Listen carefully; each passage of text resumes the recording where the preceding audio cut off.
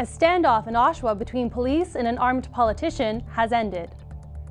Humber hosts an on-campus blood donor clinic, and Beyoncé will grace the Super Bowl stage this February. Humber News starts now.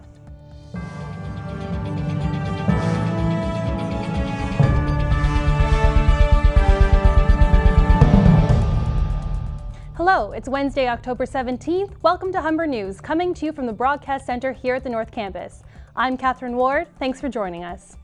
And I'm Katie Fraser. Ahead on our show, we'll have all of your news, sports, and entertainment highlights, as well as your 5-day weather forecast. But first, Catherine has our top story. A 27-hour police standoff at an auto shop in Whitby has ended peacefully. Police say a man surrendered around 5 this morning after barricading himself in the shop around 2 a.m. Tuesday. The suspect has been identified as former Oshawa City Councillor Robert Lutzik. Lutzik allegedly abducted David Potts, a solicitor with the city of Oshawa, after a council meeting that ended late Monday night. Potts is said to have escaped shortly after the standoff began. Offensive comments posted on a memorial page for Amanda Todd have cost a London, Ontario man his job. Justin Hutchings used his personal Facebook account to post hateful comments about the deceased BC teen who has been the subject of public attention after her tragic experience with cyberbullying. After reading the statement, a Calgary mother went to Hutchings' profile page where she found his employment information. She then contacted his employer, who fired Hutchings after receiving the email. Hutchings told the Toronto Star that he wrote the comments as a social experiment. He said, "I did this because if there was so much caring and so much emphasis on the fact that people actually care now that she's dead, then how come society didn't step in when she was alive?" Gunshots were fired in Erin Mills Town Centre during a robbery in Mississauga on Tuesday evening. Police say the robbery happened at People's Jewelers at 8:30 p.m. The suspects fled by foot. No injuries were reported. A perimeter has been set around the mall by police, who are currently searching for suspects. Students using the Lakeshore campus's new L building are more than a bit frustrated after an incident in which they had to spend most of the day without running water or bathrooms. Melinda Warren has the story. Students at Humber's Lakeshore campus experienced a water outage in the east buildings on Tuesday. Students were unable to wash their hands and use the bathrooms. Some of the food services were shut down due to the lack of water.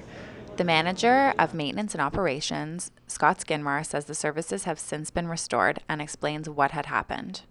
We had a problem where some debris which was in the main feed that comes into the building clogged one of the pressure devices in that. Students had to walk 10 minutes across campus where water was working to use the washrooms. Third-year public relations student Jordan Groshot explained how the water outage inconvenienced him. Came in to do my exams and I get a nervous bladder.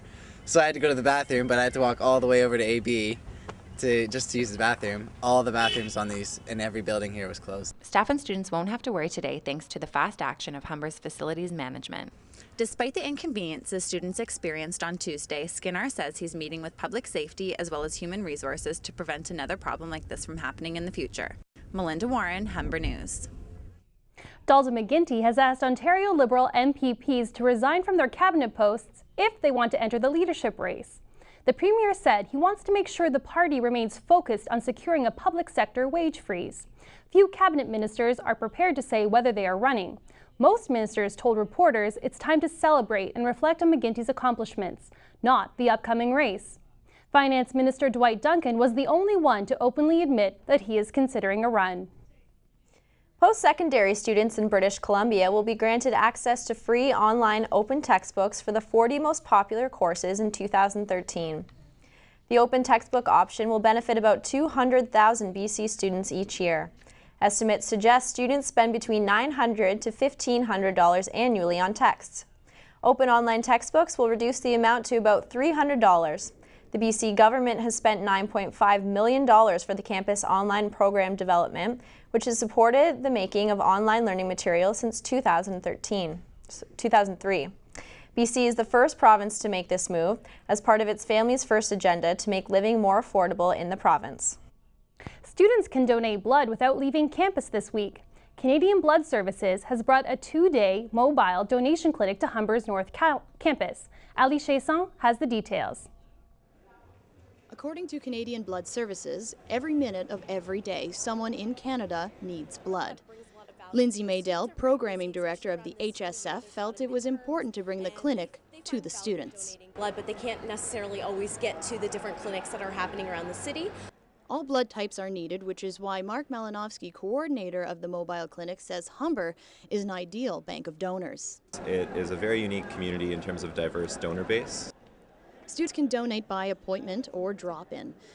After they are screened for iron levels, they are ready to donate.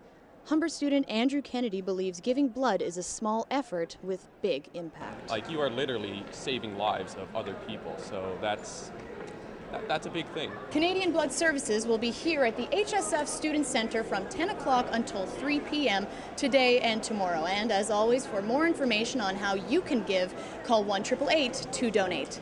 Ali Chason, Humber News. When we come back, we'll have more news from across the country and around the world. William Key will have the sports, and we'll have your weather forecast with Patricia Brotzel. It's wet outside this morning, but that should ease off by this afternoon. We'll have the highs and lows of your 5-day weather forecast after the break.